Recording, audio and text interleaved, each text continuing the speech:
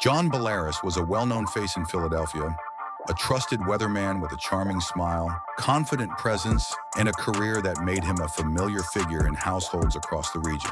As someone who had spent years delivering forecasts to millions of viewers, he had built a reputation for being calm, collected, and relatable.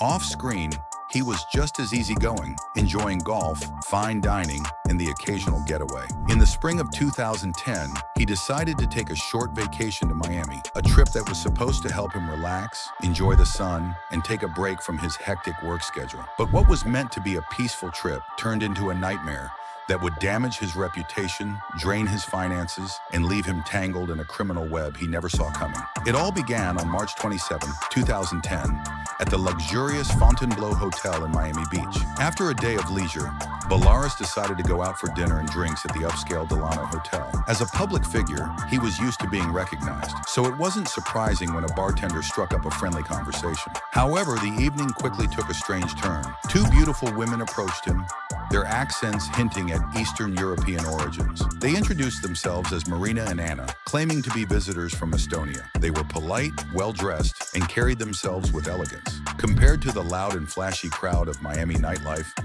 they seemed different, more refined, even a little mysterious. When one of them asked, "Are you a weather presenter in this country?" In a soft, musical accent, Belarus chuckled and confirmed that he was. What followed seemed like an innocent evening.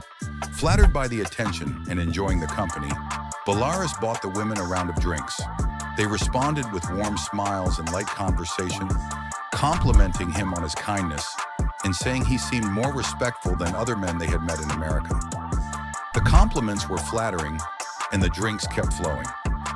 Then the women suggested they move to another part of the hotel, a more private bar by the pool. Belarus agreed, unaware that he was being led deeper into a carefully planned trap. At the poolside bar, things escalated. The women began pushing Belarus to take shots with them. At one point, one woman stood behind him, massaging his shoulders, while the other lifted a glass to his lips and poured alcohol down his throat. He tried to resist, but the pressure was subtle and constant. Soon his memory began to fade. He would later recall only bits and pieces of what happened next. One vague memory involved the women talking about an art auction for earthquake victims in Haiti. That seemed like a good cause, so when they suggested attending, he went along. The next thing he remembered was being helped into a taxi, barely conscious. The following morning, Belarus woke up in his hotel room with a pounding headache. He was still in his clothes from the night before, and something felt terribly wrong. At the foot of his bed was a large painting, something he didn't remember buying. His designer sunglasses were missing. There were no receipts, no clear explanation, just confusion and a sinking feeling in his stomach. When he checked his phone, he found a voicemail from Marina. She apologized for taking his sunglasses and cheerfully hoped he liked the painting. She even left a phone number. When Belarus called back and demanded an explanation, she simply said, "You bid very heavily on the painting." It was clear that something shady had happened. But it was only the beginning of the shocking truth. Belarus soon discovered that his credit card had been charged thousands of dollars. Multiple transactions he didn't remember authorizing. It turned out he wasn't just the victim of a simple theft. He had walked straight into a large, organized scam that had been operating in Miami for years. The scheme was known among investigators as the Bar Girl Scam, and it was run by criminals tied to the Russian mob. The plan was simple but incredibly effective. Beautiful women from Eastern Europe were sent to high-end bars and clubs to find wealthy or influential men who were alone. Using charm, alcohol, and psychological tricks, they would lure these men to private bars or fake events. Then, while the victims were distracted or sometimes drugged, the women would run up huge charges on their credit cards. The charges were often disguised as art purchases or expensive bottle service at fake clubs. Some men were charged thousands of dollars in just minutes. The women worked in teams, and once the card was maxed out, they would disappear, often never to be seen again. The victims usually didn't report the crimes out of embarrassment. After all, how do you admit you were scammed by someone you thought was simply being nice?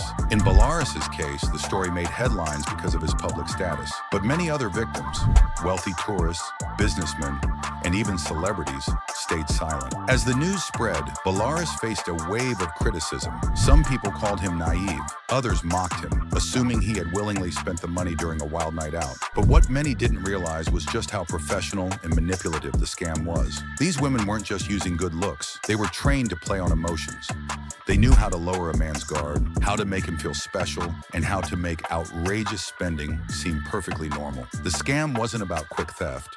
It was about creating a fantasy, then using it to rob the target blind. Eventually, a federal investigation was launched. Authorities uncovered that this scam wasn't limited to Miami.